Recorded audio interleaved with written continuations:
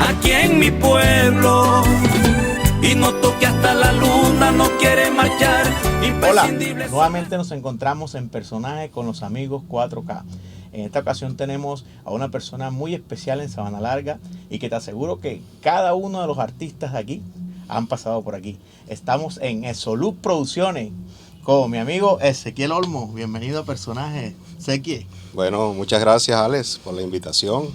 Teníamos rato de estar en esta lidia y por cuestiones de trasteo, bueno, hasta ahora se dio este gran encuentro y bueno, bienvenidos acá a Esoluz Producciones. Bueno, qué más inauguración que esta. Invitado a Personaje para conocer la nueva casa donde se van a producir muchos CDs y muchos grandes éxitos para Sabana Larga y el mundo entero, ¿no? Bueno, el privilegio es tuyo. Fuiste el que cortaste la cinta de la inauguración acá en la nueva sede de Esoluz Producciones.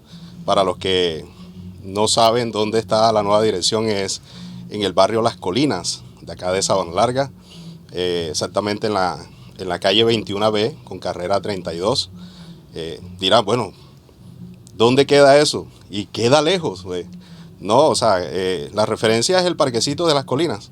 Ese es el punto de referencia. Entonces, todo el que quiera venir a hacer sus producciones, no solamente ofrezco producciones musicales, también ofrezco otros servicios, impresiones, hago spot comerciales, en fin, muchos servicios. Entonces, vuelvo y reitero, bueno, el que quiera visitarme ya sabe dónde queda Esoluz Producciones. Bueno, sé que yo creo que nadie se pierde porque yo cuando venía vi el pendón grande ahí, Cheque Producciones, sí, aquí es estudio de grabación Cheque Record, todo el mundo me conoce como Cheque, porque bueno, Ezequiel, el remoquete o el seudónimo siempre dicen Cheque por un locutor de Barranquilla que sinceramente no sé si estará vivo, no sé, él se llama Ezequiel Julio de Ávila, era un locutor y todo el mundo le decía Ezequiel, el Cheque Julio, y entonces a los Ezequiel entonces le dicen Cheque, por eso coloqué ese de Cheque Records al principio, aunque en un inicio Pello Lara, mi gran amigo, un cordial saludo para él, Pello Lara, cuando comenzamos esta lidia de las grabaciones, él me acompañó desde un principio, pero yo no tenía aire acondicionado, por ejemplo, entonces pasábamos ahí como que bastante sofoco porque el calor, mejor dicho, era intenso. Y bueno, Pello Lara le puso Horno Récord en un principio por el calor que se hacía. O sea, nosotros grabábamos incluso hasta sin camisa, nos sudábamos ahí porque como tenía era un abanico, al momento de grabar no podía de pronto prender el abanico porque sonaba el ruido del abanico, el hiss, que uno dice el hiss. Entonces me tocaba apagar y así era que grabamos. Él le colocó Horno Récord. Pero bueno, ha pasado mucho tiempo. Gracias a Dios se ha dado este nuevo logro y para la gloria de Dios es todo esto. Bueno, Ezequiel, cuéntale un poco a las personas que van a ver este video, para los que no te conocen, ¿quién es Ezequiel? Parte de su biografía, dónde nació, cómo se crió Ezequiel Olmos. Bueno, Ezequiel Olmos Luque nació acá en Sabana Larga, un 1 de diciembre de 1977. O sea que tengo 25 años, más o menos. Mal contado. Sí, mal contado. Entonces, nací aquí en Sabana Larga, soy hijo de Ezequiel Olmos Mercado y Fanny Luque Márquez. Vengo de, digamos, una dinastía musical, por eso este gusto por lo artístico. Soy primo hermano de Luífer Luques, el pollo de Sabana Larga, de Yair Luques, y además de eso soy sobrino de José Olmos por parte de los Olmos. José Olmos, el destacado bajista de aquí de Sabana Larga y claro, director de la orquesta Son B Cuadro. Entonces mi trayectoria o mi gusto por la música ha sido siempre desde niño y bueno, vamos a ir como desenvolviendo toda esta historia a medida que vaya pasando la entrevista. Y iré contando algunas anécdotas y algunas cosas. Pero básicamente sí, nací aquí en Sabana Larga y en el barrio Tolima. El barrio Tolima, ese es mi barrio de nacimiento. Que bueno, en estos momentos los extraño a ellos porque estoy acá en otro barrio. Sí, pero bueno, todo sea para bien y para la gloria de Dios. Bueno, Ezequiel, y ya que nos contabas ahorita acerca de Horno Record, ¿era? Horno Records. Bueno, y ¿cómo inicia, antes de ser Horno Record, de pronto, cómo inicia esas ganas de Ezequiel de empezar a grabar? ¿Cómo empezaste y qué te motivó a eso? Como voy a empezar a hacer mis propias producciones. Bueno, primero que todo, o sea, desde muy niño, mi gusto era por la poesía, por escribir, o sea, yo era de los comelibros, o sea, a mí me ponían a leer, por decir algo, 100 años de soledad, y yo me leí todo el repertorio de Gabriel García Márquez. Claro. Me ponían a grabar, me ponían a leer alguna novela, yo me la leía completísima. Entonces, ese gusto, incluso mi mamá me regaló, cuando tenía más o menos como 12 años, me regaló una máquina de escribir. Y esa máquina de escribir, entonces yo, mejor dicho, estaba con la fiebre que un ibuprofeno no me lo bajaba, ¿sí me entiende? Entonces, esa fiebre de escribir todo, entonces incluso hasta escribí una novela. Ajá. Lastimosamente, el Comején, que ese ha sido mi enemigo desde muy pequeñito, se comió las hojas y no me dejó nada, no me dejó absolutamente nada, y se perdió esa obra. Bueno, eso es los inicios. Cuestiones así literarias, cuestiones de poesías. Ya después entonces le comienzo a colocar música a esos poemas.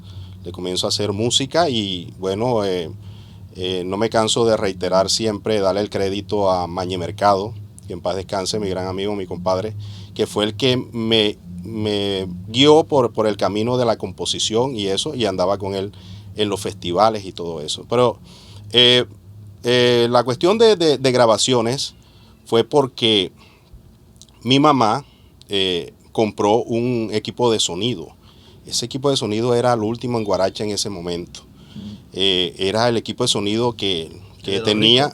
Sí, entonces tuvo el privilegio de conseguir ese equipo de sonido. Era todavía es, porque todavía está en la casa de mi papá, un Challenger que tenía 3 bandejas de CDs.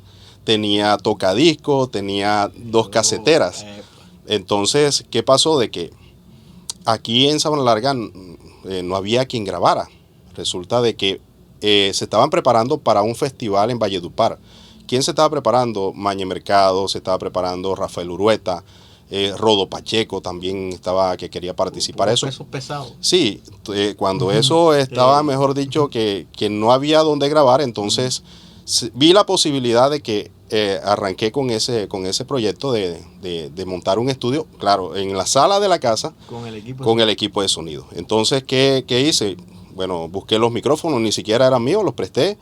El cuñado mío, Mauricio, como él trabajaba con la cuestión de los pick-ups del Orión y eso, entonces él me prestó los micrófonos.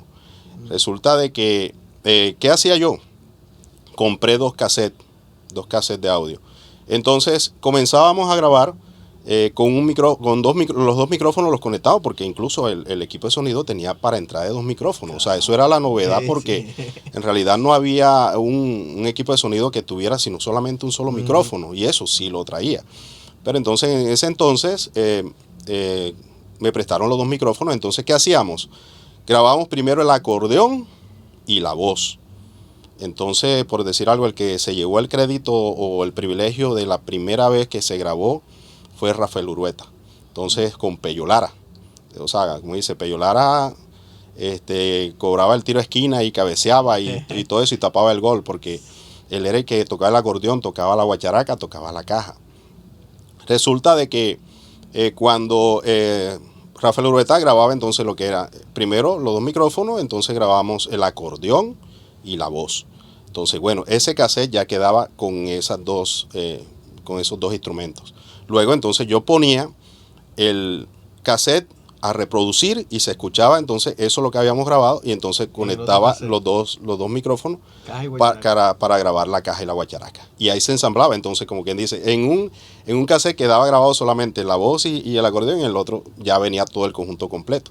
Y ese cassette entonces era el que mandaban a Valledupar. Esa fue la primera grabación que se hizo así de forma análoga, y bueno, yo creo que todavía conservo algunos audios de ese entonces. Ya después vino la era digital, y bueno, quien me o sea, me llevó el programa, el primer programa para grabar fue Vilkin Coronado. Ya, Vilkin Coronado. Estuvo también en personaje. Bueno, mi compadre Vilkin Coronado, él fue el que no tenía, o sea, en ese entonces como no había computadores. Y yo tenía mi computador porque yo soy técnico en análisis y programación de computadores y yo prestaba computadores para poder hacer mi tesis de grado.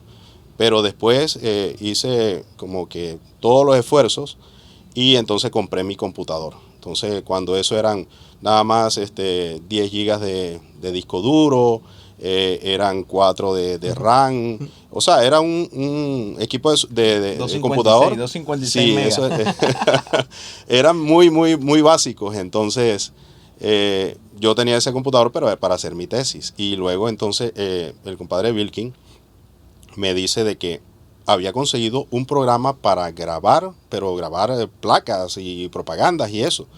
Cuando eso era el QLEDIT. QLEDIT 98, algo así, creo, 98, 97, no sé, no ahora no tengo muy bien la fecha, pero era el QLEDIT. Entonces, ¿quién se lo cedió?